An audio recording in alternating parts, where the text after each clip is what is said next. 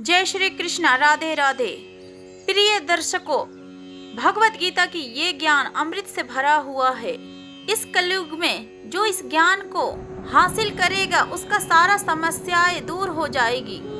यह गीता का अमृत ज्ञान इंसान की मरे हुए मन में और जीवन में एक नई जान डाल देता है। तो दोस्तों, फिर इन बातों पर थोड़ा ध्यान रखना कि जो इन बातों को सुनेगा और यह वीडियो अंत तक देखेगा तो उसको उसकी हर समस्याओं का हल मिल जाएगा। गीता में भगवान श्री कृष्ण ने कहा है कि अकेला रहने की डर को छोड़ दो और दुखी होना छोड़ दो, क्योंकि इस दुनिया में कोई किसी का नहीं होता है।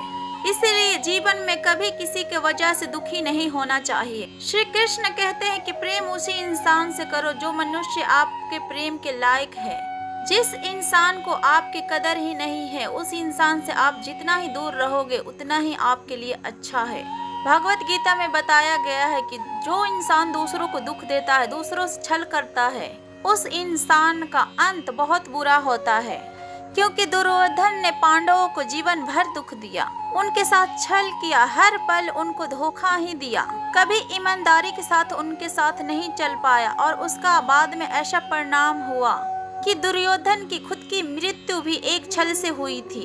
इसलिए श्री कृष्ण कहते हैं कि अगर कोई इंसान खुद को बहुत ज्यादा चालाक समझता है कि दूसरे को दुख देकर, तकलीफ देकर दूसरे को बेवकूफ बना दिया, तो फिर याद रखना उसके जीवन में भी एक दिन कोई ऐसा आएगा जो उसे भी धोखा देगा और उसे धोखा देकर चला जाएगा। याद रखना, जो जैसा कर्म करता है उसे वैसा ही फल भोगना पड़ता है।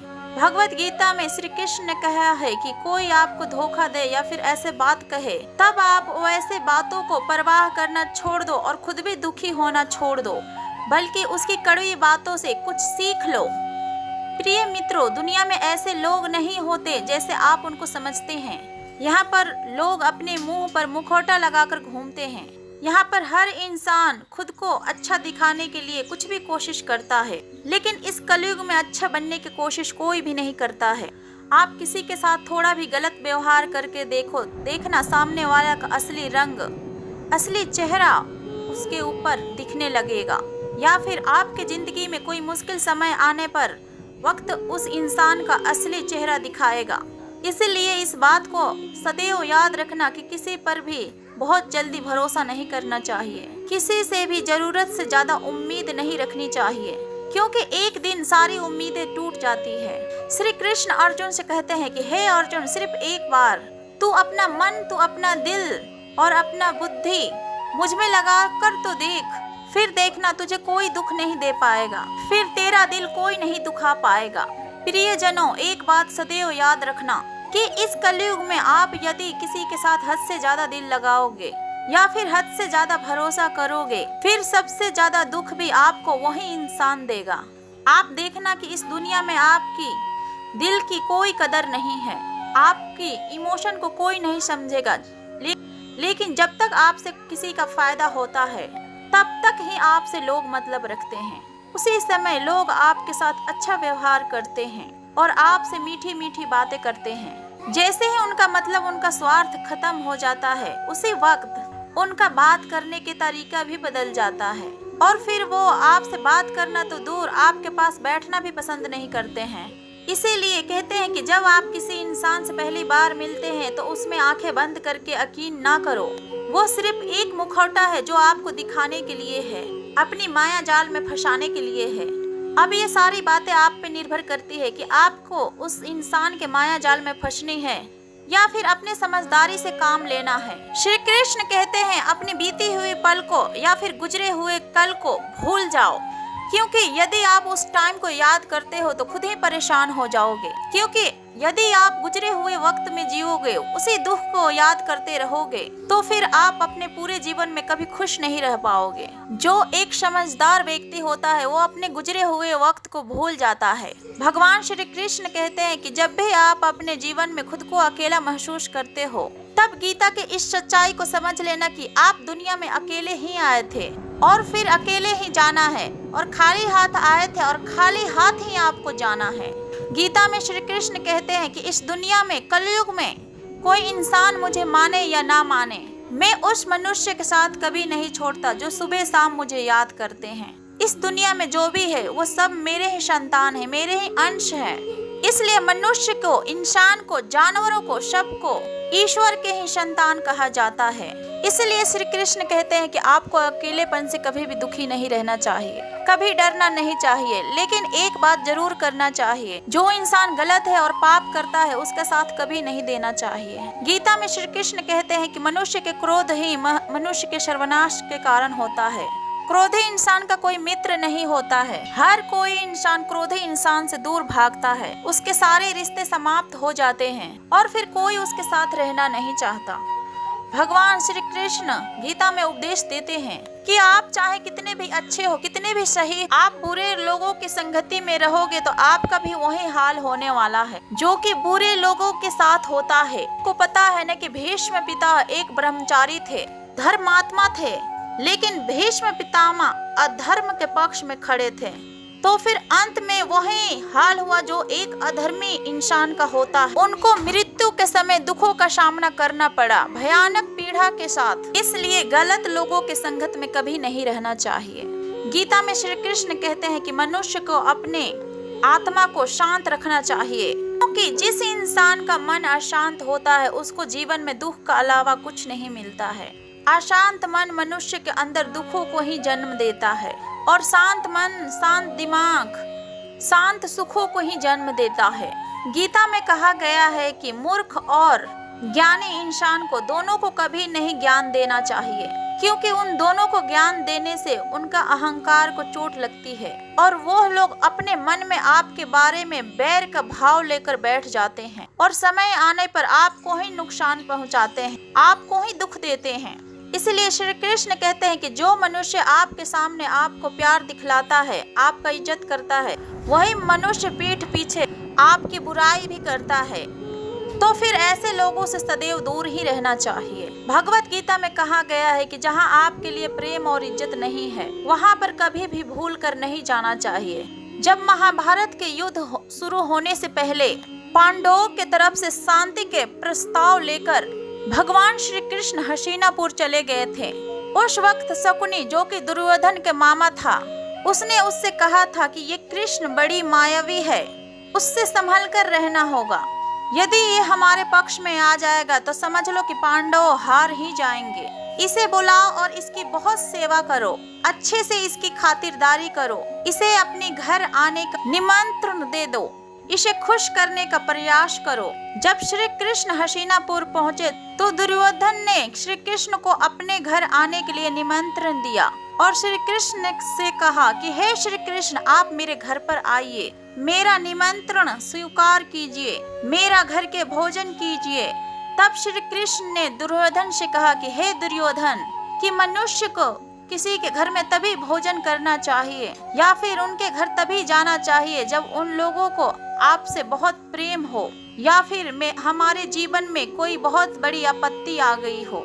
हे दुर्योधन, कान खोलकर सुन ले, ना मेरी जिंदगी में कोई आपत्ति आई है या फिर ना तुझे मुझसे कोई प्रेम है, इसलिए मैं तेरे घर तो कभी नहीं आना चाहूँगा। मुझे पता है कि तुम क्यों मुझे अपने घर बुला रहे हो, सिर्फ और सिर्फ तुम अपने स्वार्थ को पूरा करने के लिए। मैं कहता हूँ कि मतलबी और स्वार्थी लोगों के घर पर कभी नहीं जाना चाहिए।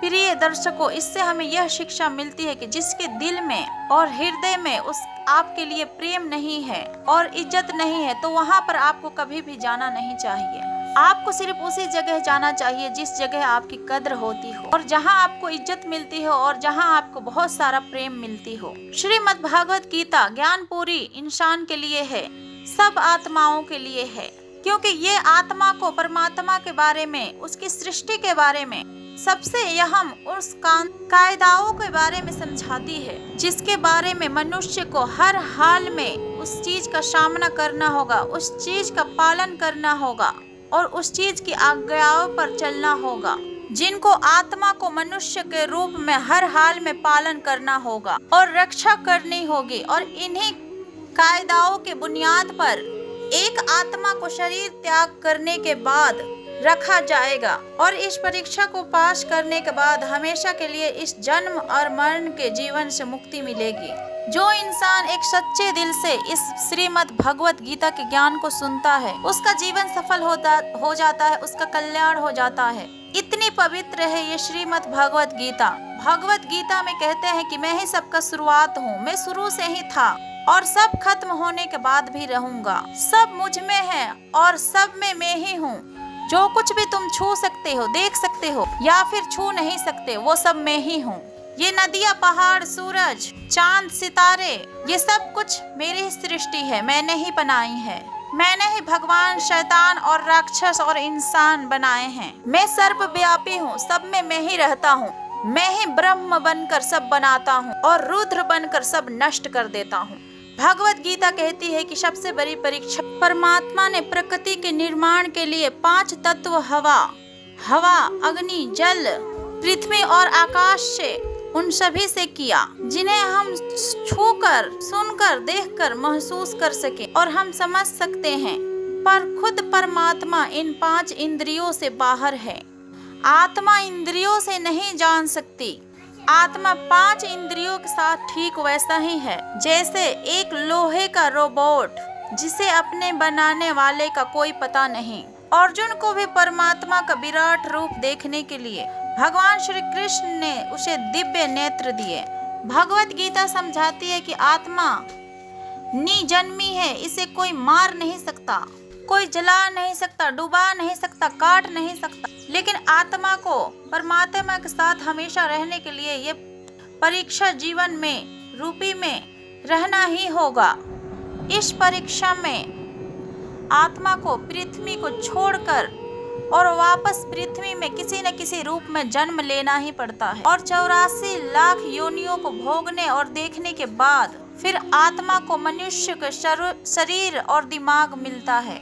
इस सबसे बड़ी मर्यादा में बैठने के लिए मनुष्य को हमेशा के तरह तरह के तरीकों के चक्र में बैठना पड़ता है। जैसे ही अपना ही भाई बहन, माता पिता के साथ डाला जाता है, जिसमें हर आत्मा को अपने तामसिक और राजविक गुण से निकलकर सात्विक जीवन में प्रवेश करने के मौके मिलते हैं। हम जो हमारे अंदर हीन भावनाओं को पैदा करती है, हमारे तामसिक भाव वो है जो हमारे अंदर हीन गुण को पैदा करके खुद को ही नुकसान पहुंचाती है और हमारे राजसिक गुण ईर्ष्यालु और लोभी बनाकर दूसरों के प्रति नुकसान पहुंचा सकते हैं। इस परीक्षा के अनुसार हर इंसान को तामसिक और राजसिक गुण को खत्म करके अपने सात्विक गुणों से परिचय होना पड़ेगा। सात्विक गुण वो है जो हमारे आत्मा के आसपास और हमारे आत्माओं से जुड़ी रखती है और फिर उन्हें प्यार करना सिखाती है। परीक्षा के दौरान हर इंसान को धर्म, अर्थ, काम, मोक्ष के ज्ञान पाके ही मुक्ति मिलती है। यही ये द्वार है जो आत्मा परमात्मा को समझ सकती है। पहला द्वार धर्म का है और शेर इसका प्रतीक है। धर्म वही है जो गीता में लिखा हुआ है, धर्म वही है जो धारण किया हुआ है, जिसे आपका दिल मानता है। जैसे झूठ नहीं बोलना, किसी की बुराई नहीं करना, भगवान का निरादर नहीं करना, दूसरों को नुकसान नहीं देना, यही सब तो धर्म है। और हर आत्मा को अपने जीवन में धर्म का पालन करना होगा और उसकी रक्षा करनी होगी। दूसरा द्वार अर्थ का है और घोड़ा इसका प्रतीक है। हर अंतरात्मा अपने जीवन में होने का प्रतीक को, अपने अर्थ को मूल्य कारण समझेगी। इस जिंदगी में भोगने वाली चीजों को और रिश्तों को, उन सभी का आनंद लेंगे। अच्छा बेटा या अच्छी बेटी, अच्छी भाई या अच्छी बहन या अच्छा पति या अच्छी पत्नी बनकर हर रिश्ते को खरा उतरना होगा और इस परीक्षा को पास करना होगा। तीसरा द्वार काम का है। भगवत गीता कहते हैं कि हर मनुष्य के अंदर काम, क्रोध, लोभ, मोह, अहंकार और ईर्ष्या जैसी 6 भावनाएं हमें अपने प्रति और दूसरों के प्रति नुकसान पहुंचा सकती है। इन भावनाओं को मनुष्य को हमेशा अपने नियंत्रण में ही रखना होगा, क्योंकि इनके भाव में किया हुआ काम हमारे जीवन में हमें बहुत सारे नुकसान पहुंचा सकती है। और एक आत्मा संतोष और सादगी से इस भावनाओं में विजय पा सकती है। चौथा स्तंभ मोक्ष का है और हाथी इसका प्रतीक है। इस परीक्षा रूपी जीवन में हर मनुष्य हर समय कुछ इच्छाएं रखता है। कुछ इच्छाएं एक ही जन्म काल में पूरी हो जाती है, परंतु कुछ अधूरी भी रह जाती है और फिर उनको पूरा करने के लिए वापस पृथ्वी पर आत्मा को आना पड़ता है। पूरी भगवत गीता हमें समझाती है कि हमारी इच्छाएं ही मूल कारण है हमारे पृथ्वी पर वापस आने का, और यदि हम कोई भी इच्छा ना रखें तब हम अपने जीवन और मृत्यु से मुक्त हो सकते हैं। एक द्वार माफी का भी है। जिन्होंने आपके साथ बुरा किया उनको माफ करके और जिनके साथ आपने बुरा किया उनसे माफी मांगकर आपको मुक्ति मिल सकती है। जब तक आत्मा इन चारों दरवाजों धर्म, अर्थ और काम और मोक्ष को समझ नहीं लेती, तब तक इस आत्मा को बार बार मनुष्य के रूप में आना ही होगा। परीक्षा समय खत्म होते ही आत्मा शरीर और अन्य सब वस्तुओं का त्याग कर देती है। जो भी संसार में बनाया अब वो किसी और का ही होगा, और आत्मा अपने कर्मों का फैसला के लिए चली जाती है और आत्मा के अच्छे बुरे कर्मों का हिसाब होता है। आत्मा कुछ वक्त के लिए अपने कर्मों का फल भुगतने के लिए स्वर्ग और नर्क लोक में भी चली जाती है। नर्क में आत्मा को अपने पापों का अनुकूल सजाएं मिलती है, पर सजा खत्म हो जाने के बाद आत्मा को फिर से एक नया शरीर और एक नया दिमाग मिलता है इस परीक्षा में फिर से बैठने के लिए, और हर परीक्षा में वही सब फिर दोहराया जाएगा। जिंदगी के चार संबंध धर्म, अर्थ, काम और मोक्ष को समझने के लिए हर जन्म में अपने कई जन्मों के हिसाब से हर आत्मा को कभी अच्छे तो कभी बुरे हालातों से गुजरना होगा। लेकिन जब तक आत्मा परमात्मा के साथ योग को नहीं समझ लेती तब तक वो मुक्ति नहीं पा सकती। भगवत गीता समझाती है कि मनुष्य अपने शरीर, दिमाग या दिल से भगवान को पा सकता है। शरीर दो परमात्मा को पाने के योग्य कहा जाता है। ऐसे कर्म जो परमात्मा की इच्छा से हो और दूसरों के कल्याण के लिए हो। श्रवण ने अपने माता पिता का सेवा और उन्हें 4 धामों का यात्रा कराकर अपने कर्मों द्वारा परमात्मा को पाया। श्रीमद् भगवत गीता समझाती है कि एक आत्मा दिमाग के साथ भी परमात्मा का योग लगा सकती है। इसे योग्य संयोग कहते हैं, क्योंकि दिमाग या मस्तिष्क सब इंद्रियों का राजा है। एक मनुष्य अपने आस्था, श्वास प्रणाली, साधना और तपस्या से परमात्मा को इस योग रास्ता से पा लेता है। इस योग को समझने के लिए हमें अपने अंदर की शक्तियों को यानी चक्र और कुंडली को समझना होगा। आत्मा मस्तिष्क से ध्यान लगाकर परमात्मा के साथ योग लगा सकती है। शंकराचार्य, स्वामी विवेकानंद और उनके जैसे कई योगी इसी योग के साथ परमात्मा के साथ ध्यान लगा पाए।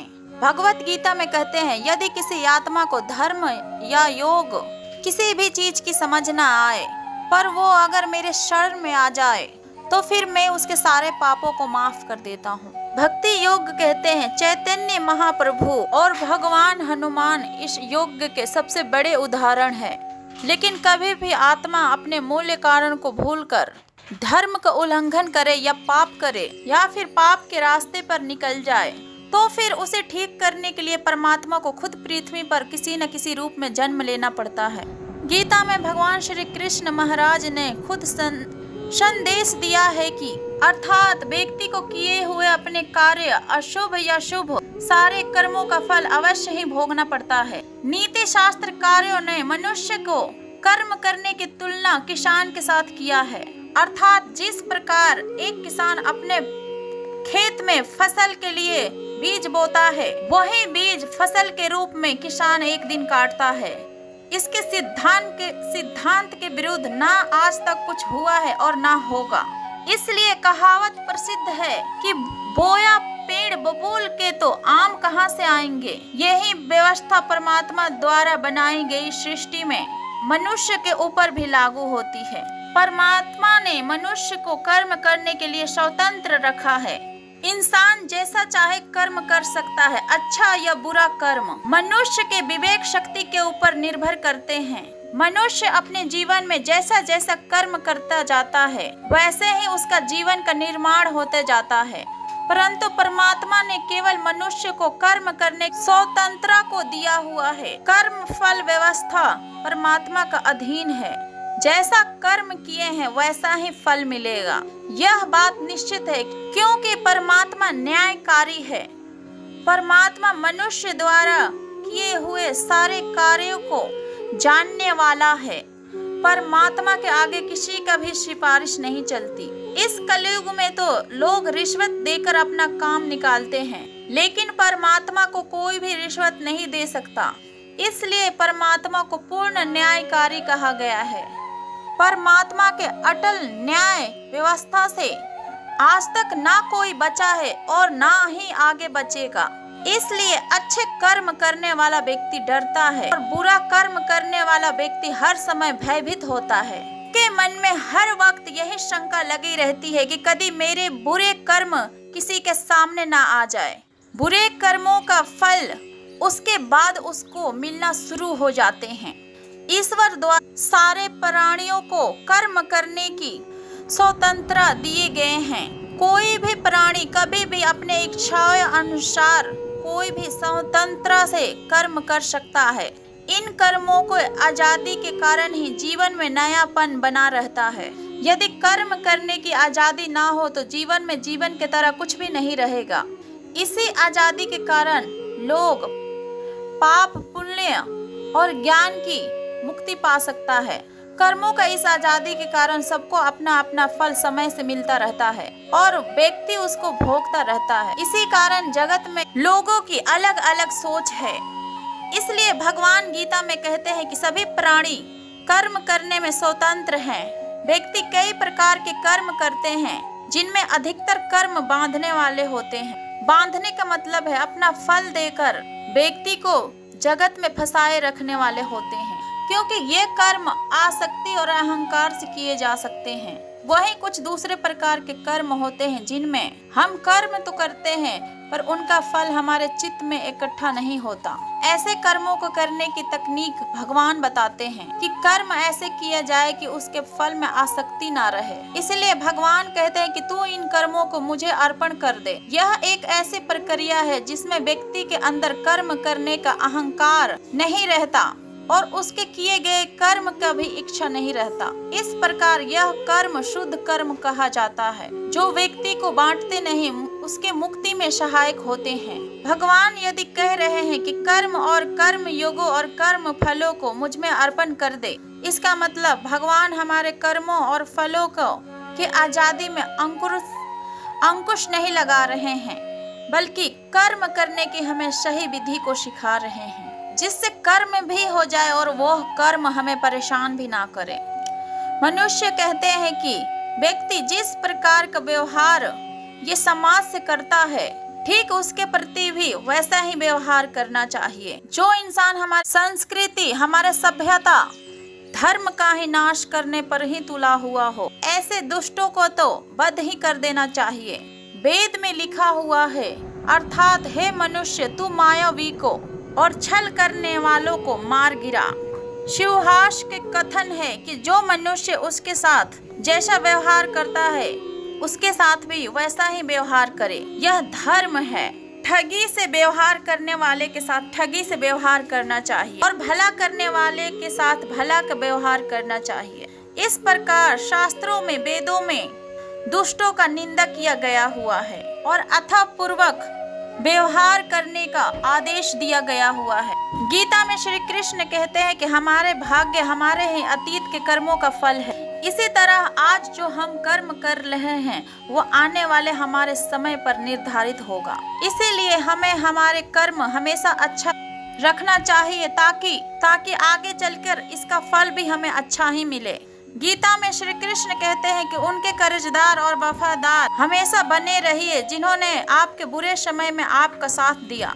श्री कृष्ण कहते हैं शांति, सौम्यता, मौन और स्वाभाविकता और पवित्रता, ये पांचों चीजें जीवन को अनुशासित करती है। हर व्यक्ति के अंदर ये सारे गुण होने चाहिए, तभी और वो इसी के कारण सही मार्ग पर सदैव चल सकता है। गीता में कहा गया है कि आप किसी के भाग्य को नहीं बदल सकते हैं, लेकिन उसे अच्छी प्रेरणा देकर उसे अच्छे मार्गदर्शन करवा सकते हैं। मित्रों, भगवान श्री कृष्ण कहते हैं कि अपने मन को सदैव ही अपने वश में रखना चाहिए, कभी भी खुद पर अहंकार नहीं करना चाहिए। यदि कोई आपको कटु वचन कहती है तो भी आपको उसे कुछ नहीं कहना चाहिए, और दूसरों की निंदा कभी ना करे और न सुने। मार खाने पर भी खुद को शांत रखे और शास्त्रों को पूरे नियम पूर्वक सुने। दिन के समय ना सोना और क्रोध ना करना, अच्छे सुख की इच्छा ना करके दूसरों का सम्मान करना, भोजन स्वाद के लिए नहीं बल्कि स्वास्थ्य के लिए करना, ये सभी चीज मनुष्य को महान बनाती है। यही सनातन धन है, ये सभी धर्मों से उच्च है। सत्य से ही तप और योग्य उत्पन्न होती है। सत्य ही ब्रह्मा है, सब कुछ सत्य के अंतर्गत ही आता है। सत्य से ही मनुष्य स्वर्ग को जाता है। झूठ हमें अहंकार के ओर ले जाता है। यहाँ पर उजाले को स्वर्ग तो अंधेरे को नरक कहा गया है। सभी प्राणियों को एक समान समझना और ईर्ष्या से दूर रहना और अपने अच्छे गुणों को अपनाना और दुष्कर्मों से दूर रहना और किसी व्यक्ति को कष्ट न पहुंचाना और अपने इंद्रियों को वश में रखना और मन के पवित्रता को बनाए रखना और सत्य बोलना, ये सब धर्म या अधर्म का लक्षण है। वेद भी सत्य का उपदेश देता है। सत्य बोलना, कभी भी कटु वचन ना बोले, सदैव ऐसा वचन बोले जो दूसरे को सदैव अच्छे लगे। बुरा बोलना, निंदा करना, भला बुरा कहना, ये सब त्याग देना चाहिए। दूसरों को सम्मान ना देना, अहंकार दिखाना, ये सभी अवगुण होते हैं। जो सुख इस लोक में कामनाओं का पूर्ति होने पर मिलता है और परलोक में जो सुख प्राप्त होता है उसके 16वां हिस्से के बराबर भी नहीं है। जो सुख हमें कामनाओं मुक्त होने पर मिलता है। अपने आप को वश करने के लिए पहले व्यक्ति के अंदर मोह और लोभ को दूर करना चाहिए। मोह का फल मृत्यु और सत्य का फल अमृत तत्व प्राप्त होता है। इसलिए मृत्यु और अमृत तत्व दोनों ही मनुष्य के अधीन है। पूरे संसार को वृद्धावस्था ने घेर रखा है। दिन प्रतिदिन उस पर मृत्यु का प्रहार होते जा रहा है। रात बीत जाती है, जागो, समय पर उठो, अपने समय को व्यर्थ ना गवाएं और अपने कल्याण के लिए कुछ कार्य करो, क्योंकि जब तक तुम्हारे कार्य पूरे नहीं हो पाते हैं तब तक मृत्यु तुम्हें अपने साथ ले जाती है। निर्धनता को स्वयं अपने ही समक्ष स्वीकार करने से सुख मिलता है। ये सुख मनुष्य का कल्याण करता है, क्योंकि इस राह पर चलने से ना तो कोई क्लेश रहता है या फिर ना ही कोई आपका शत्रु बनता है। ये मार्ग भले ही कठिन लगता है, लेकिन जिस मनुष्य की ऐसा जीवन जीना हो, भले मनुष्य के लिए यह मार्ग उपयुक्त और सुंदर है, क्योंकि ऐसे मनुष्य के अंदर संपत्ति का कोई मोह नहीं रहता। भले आदमी के लिए इससे बड़ा सुख और संपत्ति कुछ नहीं। एक तुलना के पल्ले में एक ऐसी निर्धनता को और दूसरे तुलना के पल्ले में एक राज्य को रखने पर अचिंतना का पल्ला भारी रहता है। धनवान पुरुष को तो सदैव ही मृत्यु का भय रहता है। अपने कामनाओं को पूर्ण करने से श्रेष्ठ है कि उसे त्याग दे, क्योंकि त्याग के बिना कुछ भी प्राप्त नहीं होता है। त्याग मनुष्य के अनुभव का पूर्ति होता है। त्याग किया बिना परम आदर्श की सिद्ध नहीं हो सकती। भगवान श्री कृष्ण कहते हैं, मोह और अपने कामनाओं को त्याग कर आगे बढ़ो। ऐसा मनुष्य सदैव ही खुश रहता है, जो व्यर्थ की चिंता ना करने वाला हो, जो सत्य के बातों को पालन करता है, जिसे सांसारिक मोह ना हो।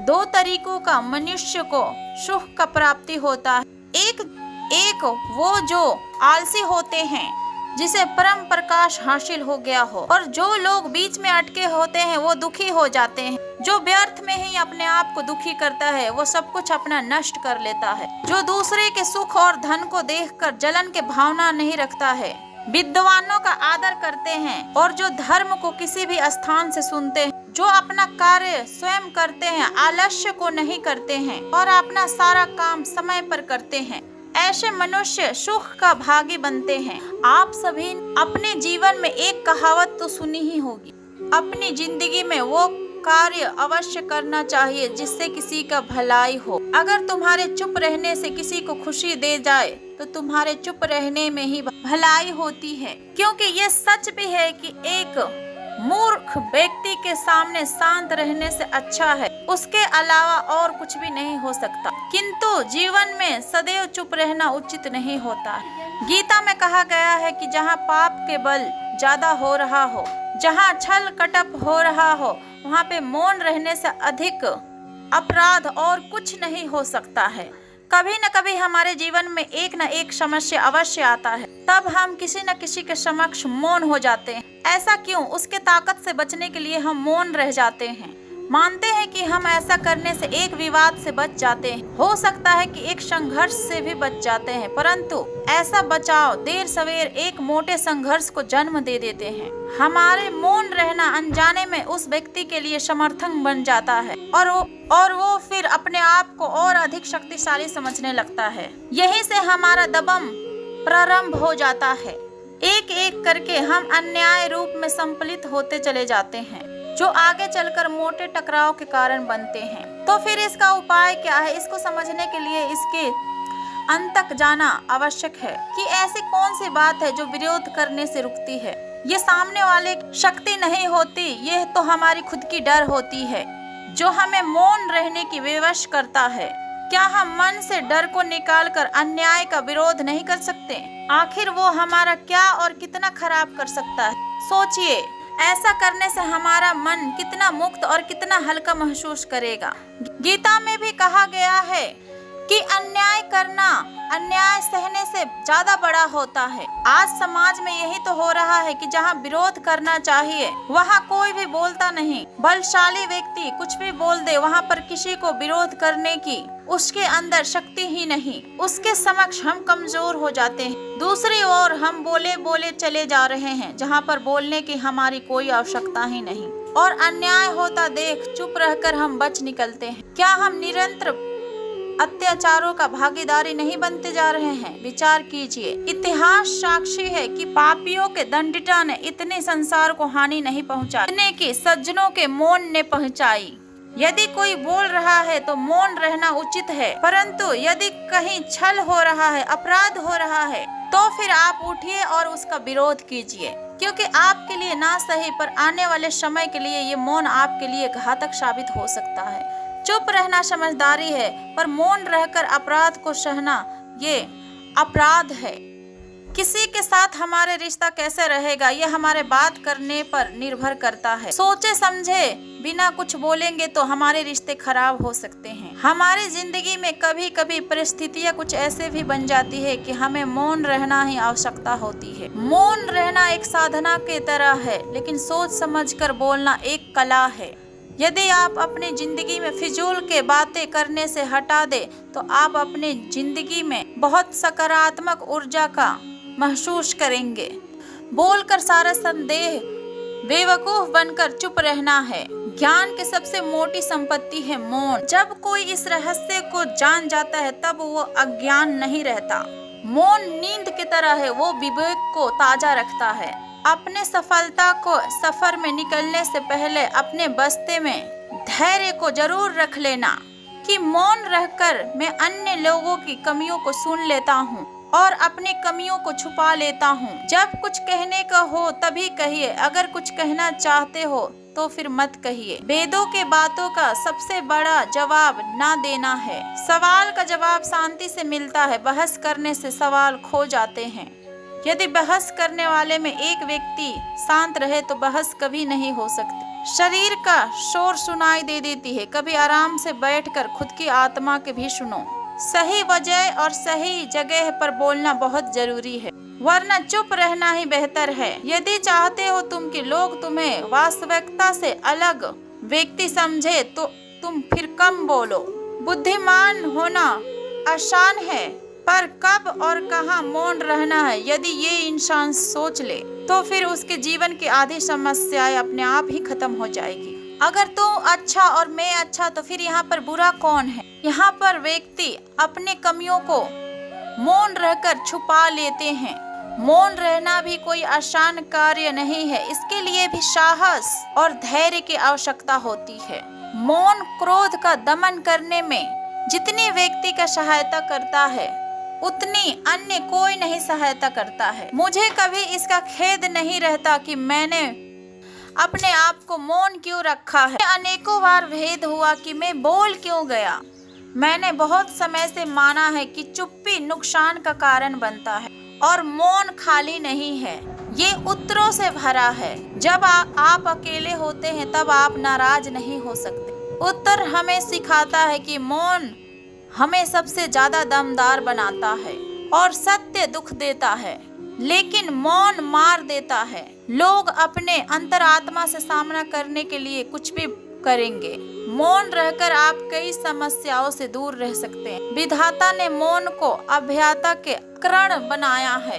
ये ज्ञानियों के सभा में अज्ञानियों का आभूषण है। आपका मन जब भी कौवे के तरह अलग अलग बातों को करने लगे तब भी अपने मन को समझाना और शांत कर लीजिए। बस आप अपने ऊपर विश्वास रखिए कि आप अपना कभी बुरा नहीं होने देंगे। वास्तव में मृत्यु तो ईश्वर से मिलने का रास्ता है। इस पर शोध करना मनुष्य की वृद्धि है, लेकिन शोक में डूबकर खुद को पीड़ा देना जायज नहीं। इस पीड़ा से यदि आपको बाहर आना हो तो ये सोचो कि हमने जो कुछ भी खोया है इस नश्वर संसार से गया है, या तो ईश्वर से मिलने या फिर एक नया जन्म लेने।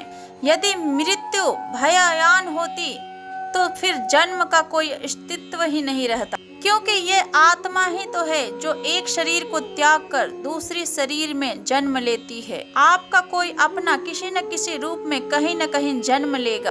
इसीलिए ईश्वर कहते हैं कि अच्छे कर्म करो ताकि तुम्हारे अगले जन्म में तुम्हारे कर्म का तुम्हें गलत परिणाम भुगतना ना पड़े। क्योंकि जन्म अगर किसी इंसान ने लिया है तो उसका मृत्यु अवश्य होगी। हर जीव का समय भी निश्चित है और स्थान भी। वो हम पे निर्भर करती है कि या फिर हम उसे समय से मान ले या फिर असमय पर। ये हमारी समझ है, ये हम पे निर्भर करती है कि जिसकी जितनी उम्र है उतनी उम्र ही जीकर इस संसार से वो विदा ले लेगा। प्रकृति का यही नियम है। इसे मानना बेहद मुश्किल है, लेकिन इसे नकारना नामुमकिन। कान्हा कहते हैं कि मैं धरती के सुगंध में, अग्नि के आत्मा में, सभी जीवित प्राणियों का जीवन और प्राणियों का आत्म संयम भी मैं हूँ। भगवान कहते हैं कि जो मनुष्य भगवत गीता का धारण करवाता है और उनमें उसका विस्तार और प्रचार करता है, वह मनुष्य मुझे अत्यधिक प्रिय है। जय श्री कृष्ण। राधे राधे।